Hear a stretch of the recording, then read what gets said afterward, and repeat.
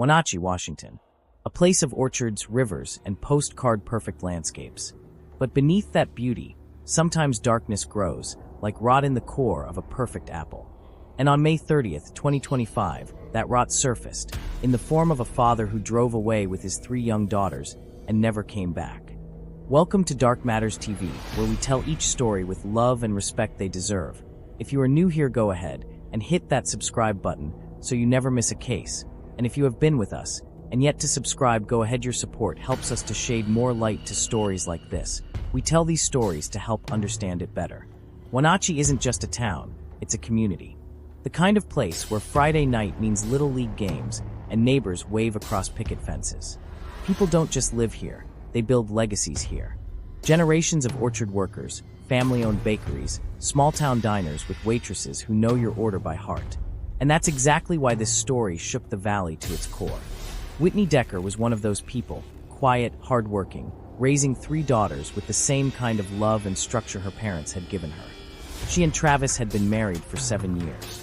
And by all outward appearances, they'd done it right, the suburban family dream. Until they didn't. Their divorce wasn't messy in the traditional sense. No restraining orders, no emergency custody battles. Travis changed.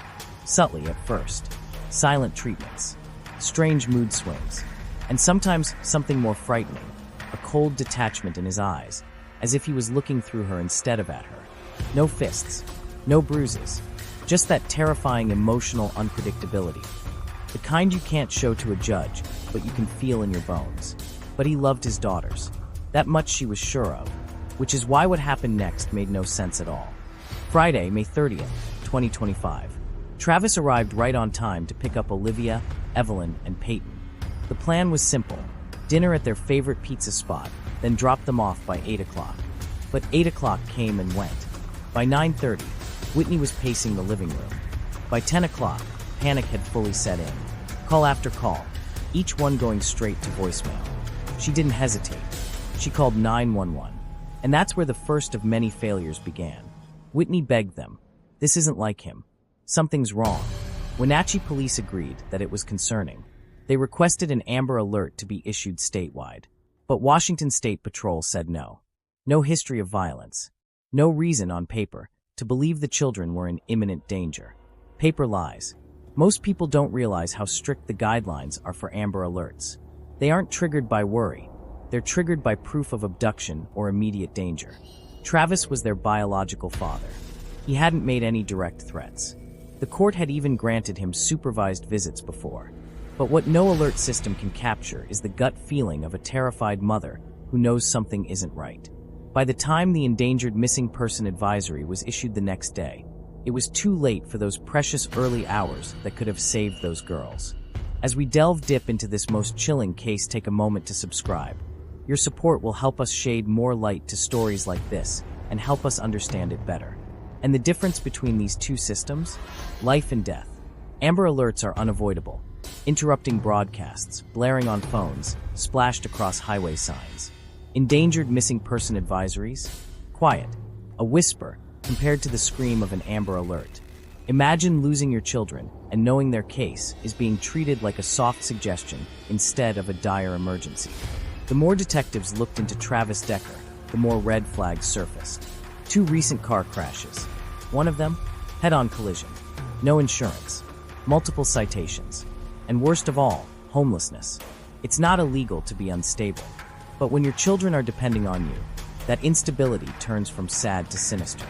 Whitney revealed the full picture. Diagnosed with borderline personality disorder toward the end of their marriage. Refused to take medications. Controlling behaviors that didn't leave bruises, but left emotional scars. Episodes of rage. Screaming at night. Gaslighting her into questioning reality. It wasn't enough for the courts to revoke custody altogether, but it was enough that they should have known better. And still, no Amber Alert. Technology gave police their first breadcrumb of hope. License plate readers. They tracked Travis's vehicle crossing the Wenatchee Bridge at 5:41 p.m. the night he picked up his daughters. Northbound, into the wilderness, away from town, away from safety, into the dark spaces between civilization and oblivion. He never showed up to the 5K run. He was supposed to take them to the next morning. A father's promise broken. The girl's smile's gone. To the outside world, Travis was a struggling dad trying to hold things together. To those closest to him, he was a storm building behind a calm sky. Then, the breakthrough everyone feared came on June 2nd. Deep in the wilderness, not far from the Rock Island campground, officers spotted that familiar white GMC Sierra abandoned. They didn't have to search far. Just beyond the vehicle, the small, lifeless bodies of Paityn, Evelyn, and Olivia lay hidden in the brush. Plastic bags covered their heads. Their wrists were zip-tied. They were gone. Forensic teams descended on the scene. What they found told a horrifying story of premeditation. Inside the truck, bloody handprints. Outside, plastic zip ties matching those binding the girl's wrists. The cause of death was quickly confirmed by the coroner: asphyxiation. This wasn't a panicked accident or a spur-of-the-moment tragedy. This was calculated, planned, murder. Travis Decker, their father, had orchestrated it all. And now he was gone. If you believe true crime stories like this deserve to be told fully, with heart, empathy, and honesty, please hit subscribe. You help bring awareness to cases that deserve better. Authorities wasted no time. Arrest warrants were issued, 3 counts each of first-degree murder and kidnapping. A $20,000 reward was announced by the U.S. Marshals for any tip leading to Travis's capture. But this wasn't just any fugitive. Travis was a former Army soldier. He knew these woods. He knew how to disappear. And that's exactly what investigators feared.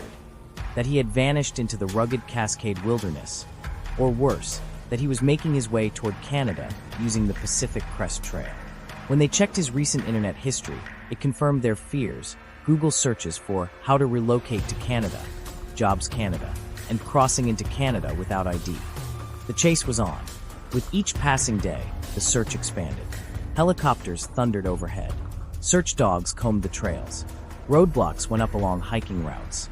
Even the governor of Washington deployed National Guard helicopters to assist. By now, the entire country was watching. Over 500 tips poured in. But Travis seemed to vanish like a ghost into the trees. Whitney, meanwhile, stood at the center of a media storm, grieving the unimaginable loss of her 3 daughters while facing uncomfortable questions about her ex-husband's mental health. Travis had been diagnosed with PTSD. He'd struggled with employment. He'd even threatened suicide in the past. But no one saw this coming. As investigators pressed deeper into the case, an uncomfortable truth began to surface. Could those girls have been saved? If the Amber Alert had gone out sooner, if law enforcement had trusted Whitney's instincts, would they have found Travis in time? The community was outraged. Candlelight vigils were held. Social media flooded with the faces of Olivia, Evelyn, and Paityn. Even now, as search teams scour hundreds of miles of remote terrain, the haunting question lingers. What if, as of now, Travis Decker remains on the run? Is he hiding in the thick forests of Washington state? Did he already cross into Canada? Or did he take his own life somewhere in that wilderness? No one knows. What we do know is this. 3 beautiful girls went to McDonald's with their father on a sunny Friday and never came home. And somewhere out there, maybe in the trees, maybe across the border, their killer is breathing free air. What do you think should have been done differently in this case? Should Amber Alert criteria be loosened in situations like this? Drop your thoughts in the comments. If you want updates on this case and other true crime stories you won't hear anywhere else, hit subscribe and tap that bell. We've got more coming, and you'll want to be here when we do. And to Paityn, Evelyn, and Olivia, you deserved so much better. Thank you for watching. Stay aware. Stay safe.